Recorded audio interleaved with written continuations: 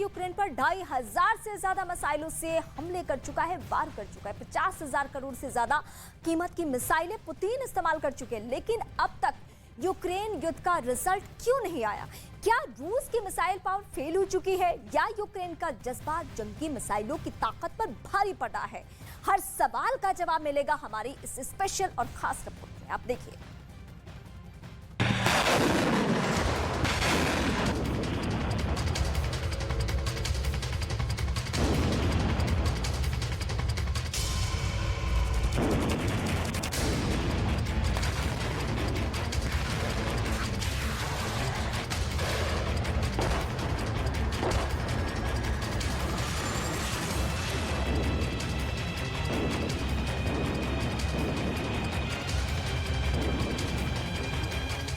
Missile power युद्ध में किसी भी देश की मसल्स पावर होती है। पावरफुल मिसाइलें बनाने वाले देश बिना सेना का इस्तेमाल किए ही दुश्मन देशों को डरा देते हैं और घुटने टेकने पर मजबूर कर देते हैं।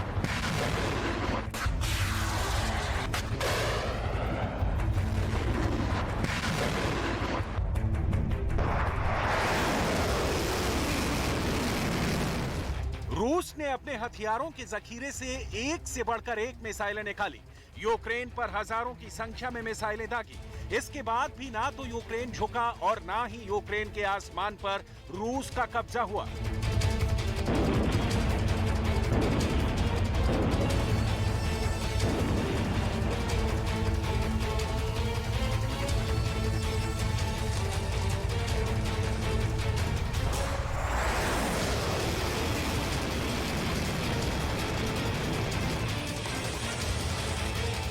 यूक्रेन बर्बाद तो होता गया, लेकिन यूक्रेन न झुका और ना ही टूटा। तो ऐसे में अब दुनिया भर में सवाल रूस की मिसाइल पावर पर उठ रहे हैं। दावा यह किया जा रहा है कि रूस की मिसाइलों की ताकत यूक्रेन के जंगी मैदान में फेल हो चुकी है।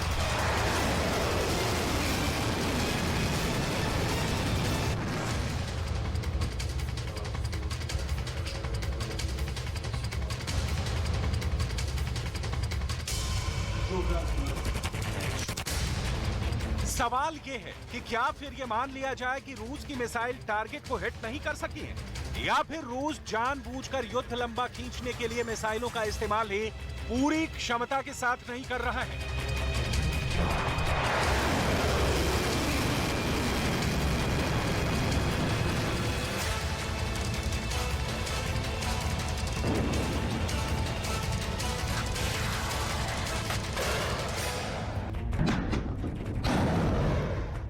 आखिर मॉडर्न वेपन्स के इस नए युग में मिसाइल कितनी उपयोगी है? यूक्रेन का युद्ध पुतिन और पूरी दुनिया को क्या सबक देता है, सब बताएंगे आपको। एक हफ्ते बाद यूक्रेन और रूस के युद्ध को पूरे 150 दिन हो जाएंगे। इन 150 दिनों में अब तक रूस ने यूक्रेन पर 2,500 से ज्यादा मिसाइलें फायर की।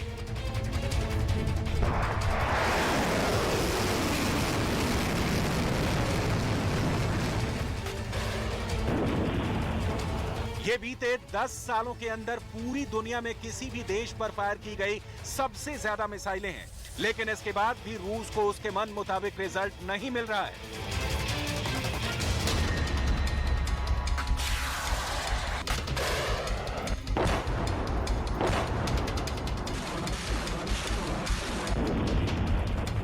यूक्रेन की संस्कृति और सूचना मंत्रालय ने सीसीटीवी कैमरे का फुटेज रिलीज किया है। रूस ने यूक्रेन के शहर विन्निचा में मिसाइलों से जबरदस्त हमला किया था। इस सीसीटीवी में दिख रहा है कि पास के एक चौक में हमले के बाद पैदल चलने वाले लोग अपनी जान बचाने के लिए दौड़ रहे हैं। एक छोटा बच्चा साइकिल से गिर जाता है। जानवर भी अपनी जान बचाने के लिए भागते हैं। एक काला साया आकर पूरे वीडियो पर छा जाता है और मिसाइलों के फटने के बाद टुकड़े चारों तरफ फैल जाते हैं। ये विनिचा का वही हमला है जिसमें 23 लोगों की मौत का दावा किया गया है और 100 लोग घायल हो गए हैं। यूक्रेन सरकार की तरफ से इसकी ताजा तस्वीरें भी जारी कर दी गई हैं, जिसमें शहर में उठता हुआ धुआं साफ नजर आ रहा है। जली हुई कारें कयामत का मंजर दिखा रही हैं।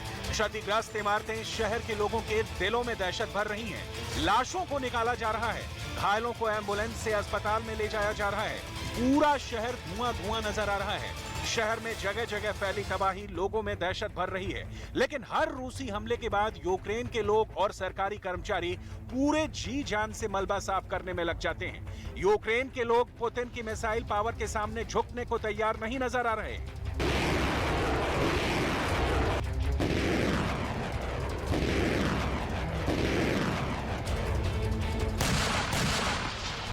Уражено цивільні об'єкти. Це площа, де було зазвичай багато людей, де гуляли люди з дітьми. На жаль, серед загиблих є і діти. Кількість. क्या रूस की मिसाइलों में दम नहीं है या फिर मामला कुछ और है?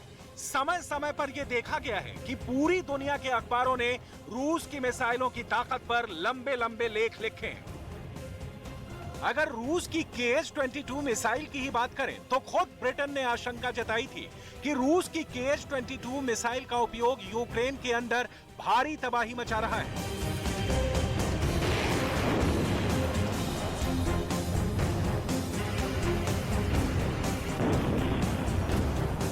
ब्रिटिश सेना के एक खुफिया रिपोर्ट में दावा किया गया है कि रूस यूक्रेन में एंटी शिप KH-22 का इस्तेमाल जमीनी हमलों के लिए कर रहा है। ये मिसाइल इतनी खतरनाक है कि इसके हमले से जमीन पर 14 फीट गहरा गड्ढा बन जाता है।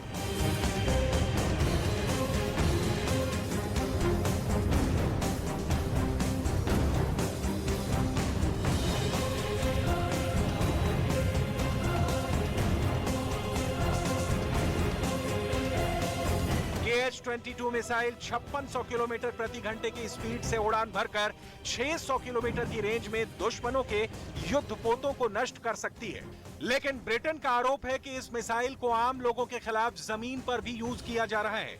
1000 किलोग्राम तक वॉरहेड ले जाने में सक्षम ये मिसाइल KH-22 दुनिया की बहुत पावरफुल मिसाइल मानी जाती है, लेकिन अमेरिका इसके बावजूद भी रूस के मिसाइल हमलों को सफल मानता ही नहीं है।